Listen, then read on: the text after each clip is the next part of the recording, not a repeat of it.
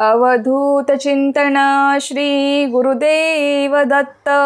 श्री स्वामी समर्थ। तुम्हा सगळ्यांचं स्वामी श्रद्धा यूट्यूब चॅनलवर खूप खूप मनापासून स्वागत। स्वामी कृपेने तुमचा आजचा दिवस शुभ जाओ। स्वामी महाराज तुमच्या सर्व चांगल्या इच्छा पूर्ण करोत हीच मी महाराजांनी प्रार्थना करते आणि आजच्या व्हिडिओला सुरुवात करते। तर आजच्या व्हिडिओमध्ये आपण हट्टी तापड जिद्दी मुलांसाठी एक प्रभावी सेवा बघणार आहोत। हा घरोघरचा आजकालचा प्रश्न आहे।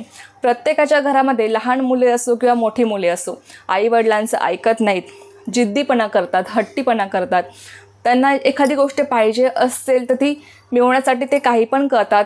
तर अशा मुलांसाठी आज मी तुम्हाला एक सेवा सांगणार आहे आणि खरंच खूप चमत्कारिक अनुभव या सेवेचे येतात। तर चला बघूया ती सेवा नेमकी कोणती आहे। बघा, तुमच्या घरातही असे मुलं असतील, तुमचं ऐकत नसतील, अभ्यास करत नसतील, शिक्षणात त्यांची प्रगती होत नसेल, त्यांना सारखं तुम्हाला समजावून सांगावं लागत असेल, परंतु कितीही समजून सांगितलं तरी ते तुमचं ऐकत नाहीत, हट्टीपणा करतात। त्यांना जे पाहिजे आहे तेच ते करतात, ते कोणाचंही ऐकत नाहीत, रागीट आहेत, तापट आहेत। अशा मुलांसाठी तुम्हाला एक सेवा करायची आहे। ही सेवा म्हणजे नवनाथ भक्तिसार या ग्रंथातील 5व्या अध्यायाचं तुम्हाला पठण करायचं आहे।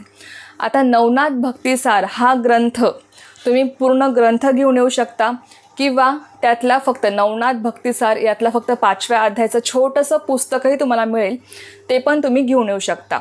नवनाथ भक्तिसार हा ग्रंथ तुम्हाला जवळपासच्या स्वामींच्या केंद्रात पण मिळेल किंवा जिथे देवांची पुस्तके मिळतात ना तिथे सुद्धा मिळेल, किंवा नुसतं तुम्ही 5व्या अध्यायाचं जरी पुस्तक आणलं ना, नवनाथ भक्तिसार ग्रंथातील 5व्या अध्यायाचं छोटंसं पुस्तक मिळतं बघा।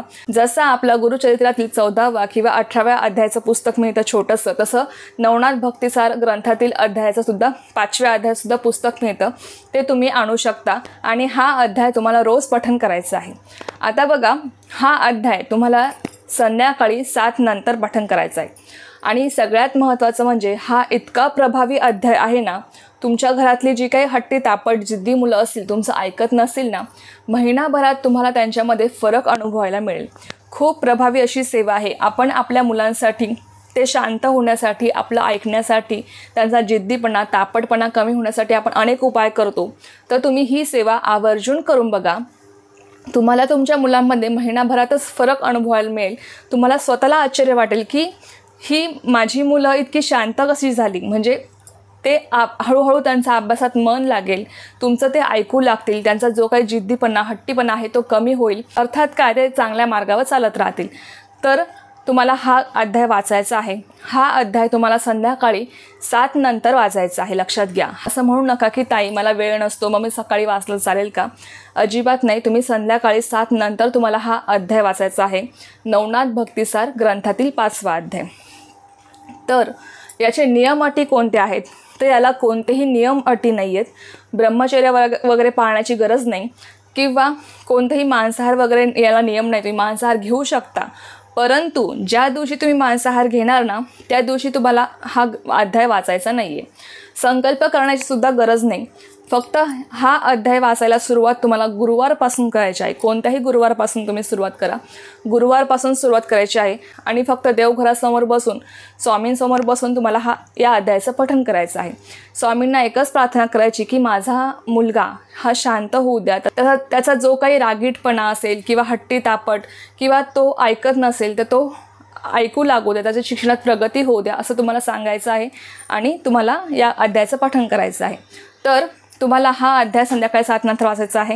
याला कोणतेही नियम अटी नाही आहेत। ज्या दिवशी मांसाहार कराल त्या दिवशी तुम्हाला या अध्यायाचं पठण करायचं नाही आहे, एवढी गोष्ट लक्षात ठेवा। बाकी याला कोणतेही नियम नाही आहेत, ब्रह्मचर्य वगैरे पाळण्याची गरज नाही, तुम्ही हा अध्याय वाचू शकता।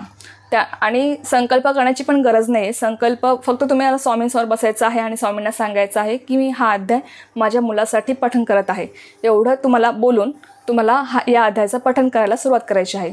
जर मध्ये खंड पडला तरी चालेल, परंतु तुम्हाला रोज कंटिन्यू तुम्हाला शक्य असेल तर वाचायला शक्य असेल तर वाचायचा प्रयत्न करा। एखाद दिवशी जर खंड पडला तर काही हरकत नाही, तुम्ही दुसऱ्या दिवशीपासून पुन्हा कंटिन्यू करू शकता। तर चला, ही एक खूप छोटीशी पण खूप महत्त्वाची माहिती होती जी मला तुमच्यासोबत शेअर करायची होती। तर झालेली सेवा मी स्वयंचरणी रुजू करते आणि आजचा व्हिडिओ इथेच थांबवते।